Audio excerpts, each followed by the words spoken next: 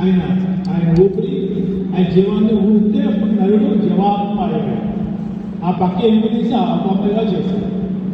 కాబట్టి దేవుడు సృష్టి అంతా చేస్తాడు, కానీ దేవుడు మానవుడిని అట్లా చేయలేదు. అంత గొప్ప దేవుడు మనకు స్నేహితుడు అయ్యాడు, అంత గొప్ప దేవుడు మనకు తండ్రి అయ్యాడు. మీరు ఆలోచిస్తున్నారా ఏమన్నా? అంత గొప్ప దేవుడు సృష్టికర్త, భూమిని పాతపీఠం ఆకాశన సింహాసనం అంటాడు. అంత గొప్ప దేవుడు, అలాంటి దేవుడు మనం కలిగి ఉన్నాం. ఆయన రాయో లేకపోతే బొమ్మో కాదు, అంత గొప్ప దేవుడు, జీవం కలిగిన దేవుడు. మరి ప్రార్థన చేస్తే చాలా ఆయన ఉంటాడు. మనం చూడండి ఒక మాట 19 వచ్చిన అదే అధ్యాయం 19. మీరు సమ్మతించి నా మాట విని నేను భూమి యొక్క మంచి పదార్థములను అనుభవించదు. సమ్మతించి మీరు నా మాట వింటే నేను మంచి ఆహారాన్ని ఇస్తాను, మంచిగా మీకు పోషిస్తాను. మంచి ఆహారం ప్రేమ దేవుడు ఉండాలి, పోషిస్తాడు దేవుడు. మనం దేవుడు సమ్మతించి దేవుడు మాట వినాలంట. దేవుడు మాట వినాలంట. వీళ్ళు ఎంతమంది దేవుడు మాట వినడానికి ఇష్టపడతారు? వీళ్ళు ఎంతమంది దేవుడి కొరకు జీవించడానికి ఇష్టపడతారు? వీళ్ళు ఎంతమంది దేవుడు అంటే ఇష్టము? దేవుడు అంటే నాకు ప్రాణం, నా బట్టి రక్తం పట్టుకోబడా దేవుడు అంటే ఆనందిస్తుంది, దేవుడిని కనపరుస్తుంది. దేవుడు అంటే నాకు అంత ప్రాణం, దేవుడు అంటే నాకు అంత ఇష్టం. అట్లా ఉండాలి మన జీవితాలు. దేవుడు అంటే నాకు ఇష్టము, దేవుడు అంటే నా ప్రాణము, నా జీవితం అంతా ఆయనే, ఆయన తప్ప వేరే దేవుడు లేడు అనేటట్టు ఉండాలి మనం. అట్లాగే ఉండాలి మన ఆలోచన. ఇప్పుడు ఇంతకు మనం చదువుకున్నది మత్తయి రాసిన పత్రిక. మరి చూడండి 7వ అధ్యాయం చూడండి. ఇక్కడ మాట ఇందాక అడగడం చెప్పాడు కదా దేవుడు. ఇప్పుడు చూడండి ఇంకా మాట చెప్తున్నాడు దేవుడు 7వ అధ్యాయంలో చూడండి. ఇక్కడ 13వ వచనం 13 చదువుతారు.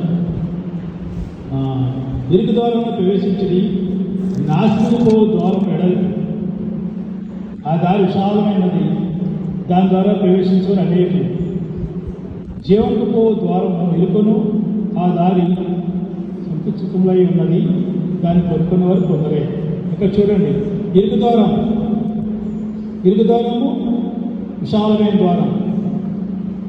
ఇరుకు ద్వారా ప్రవేశించడం అంటే ఏంటి? ఇరుకు ద్వారం అంటే మనం నీతిగా జీవించడం ఇరుకు ద్వారం. నీతిగా జీవించాలి, మన దేవుడి కొరకు జీవించాలి. చాలా కష్టం కదా, చాలా కష్టం. నీతిగా జీవించాలంటే చాలా కష్టం. బాబా నా వల్ల కాదండి నీతిగా జీవించాలంటే. అబద్ధం ఆడడం నా వల్ల కాదు, అబద్ధం ఆడాలి. ఇరుకు ద్వారం అంటే అదే. ప్రేమ దేవుడి బిడ్డారా, అర్థమవుతుందా మీకు? ఇరుకు ద్వారం. నాశనానికి పోయే ద్వారం అంటే చాలా వెడల్పు అంట. నాశనానికి పోయే ద్వారం చాలా వెడల్పు అంట. ఇష్టం ఏదైనా చేయొచ్చు అందులో. నాశనానికి వెళ్ళేవాళ్ళు ఏదైనా చేయొచ్చు, కానీ ఎక్కడికి వెళ్తారు వాళ్ళు? నాశనానికి వెళ్తారు, నరకానికి వెళ్తారు. వాళ్ళు ఏదైనా చేయొచ్చు భూమి మీద, కానీ పుణ్యాలే వాళ్ళు భూమి మీద ఉంటారు. తర్వాత ఎక్కడికి వెళ్తారు? నరకానికి వెళ్తారు. మరి ఇరుకు ద్వారాన్ని వెళ్ళే వాళ్ళు ఎవరంటే దేవుడి రాజ్యాన్ని వరకు, దేవుడి వరకు జీవించేవారు. వారు చాలా, అది ఎన్ని కష్టాలు రానియండి, ఎన్ని ఇబ్బందులు రానియండి, నీతిగానే జీవిస్తారు, పొరపాటు చేయరు. అంటారు చాలామంది సత్యంగా చచ్చిపోతారు, కానీ నేను తప్పు చేయలేని అంటారు. ఎందుకు? వాళ్ళు నీతిగా జీవించాలని, దేవుడి కొరకే జీవించాలని. అది ఇరుకు మార్గం. అది కష్టం వచ్చినా, బాధ వచ్చినా, శ్రమ వచ్చినా నేను నీతిని విడిచిపెట్టకూడదు, నీ పవిత్రతను విడిచిపెట్టకూడదు. అది ఇరుకు ద్వారం అంటే. మన నాశనం పోయే ద్వారం ఎలాంటిగా చాలా వెడల్పు. మీరు ఆ ఊళ్ళో అడగదు, ఇష్టసారిగా అబద్ధం ఆడవచ్చు, ఏదైనా చేయవచ్చు, కానీ ఎక్కడికి వెళ్తుందంటే అది నాశనానికి వెళ్ళిపోదు. మీకు తెలుసా, లోకరసన పత్రికలో 16వ అధ్యాయంలో ధనవంతుడు ఉన్నాడు కదా, లాజు ఉన్నాడు కదా, మీకు తెలుసు కదా. ఆ ధనవంతుడు ఏం చేస్తారట? ఇష్టాసారిగా జీవించాడు, మంచి మంచి వస్త్రాలు కట్టుకొని. మరి లాజరు చాలా కష్టాలు పడ్డాడు. మరి ఇద్దరు చనిపోయాడు. మరి ధనవంతుడు ఎక్కడికి ఉన్నాడు? కింద కాలుతున్నాడు. మరి లాజరు ఎక్కడ ఉన్నాడు? దేవుడి దగ్గర ఉన్నాడు.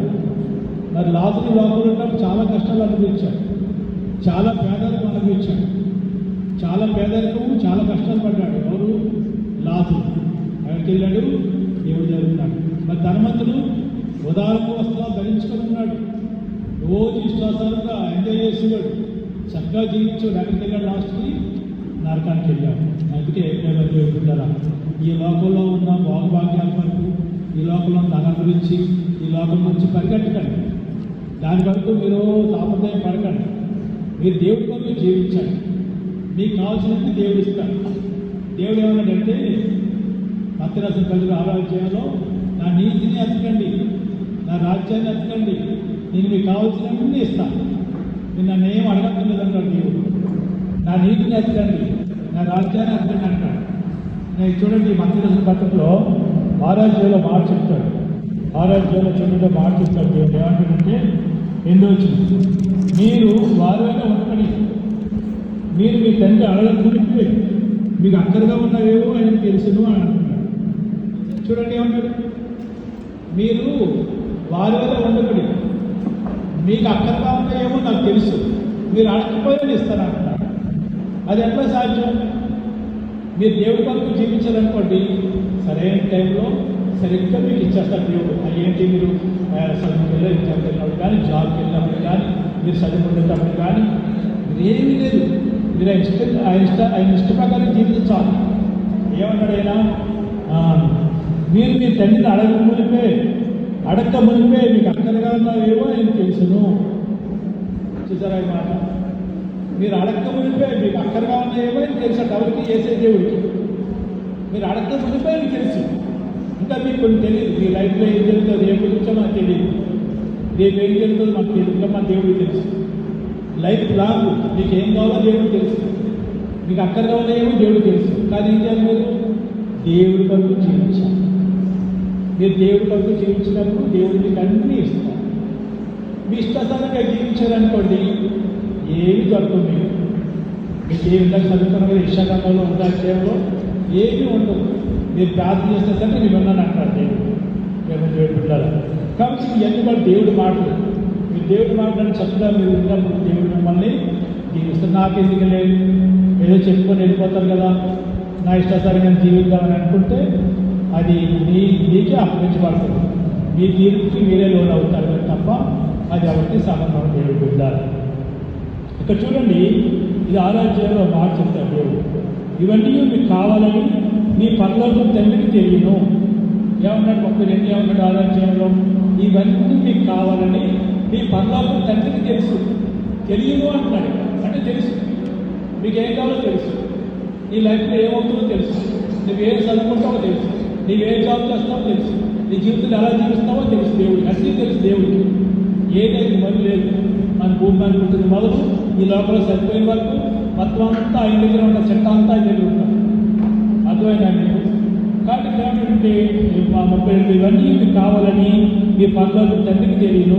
కాబట్టి మీరైన రాజ్యంలో నీతిని మొదటి వెతకండి, అప్పుడు ఇవన్నీ మీకు అనుగ్రహించబడినా. ఏం చెప్పాడు? ఆయన రాజ్యాన్ని నీతిని మీరు గమనించండి. నీతి అన్యాయం కాదు, నీతి పరిశుద్ధత దేవుడికి ఇష్టం. నీతి పరిశుద్ధత. అందుకే లేవి కట్ట 25 అంటాడు, నేను పరిశుద్ధులు కనుక మీరు కూడా పరిశుద్ధులుగా ఉండండి అంటాడు. నేను పరిశుద్ధంగా ఉన్నాను, మీరు కూడా పరిశుద్ధంగా ఉండండి అని అంటాడు దేవుడు.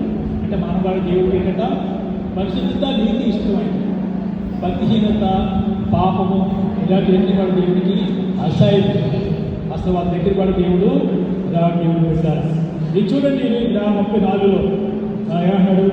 రేపు గురించి నీకు సిద్ధపడండి, రేపు దినము దాని సంగతుల గురించి అదే చింతించి ఏ నాటికి ఆ నాటికే చాలు, రేపు గురించి మీరు చింతించక్కర్లా. కాబట్టి మీరు దేవుడి వరకు మీరు దేవుడిని అడిగితే చాలు. ఏమైపోతుందో, ఎలా ఉంటారో భయపడవలసిన లేదు.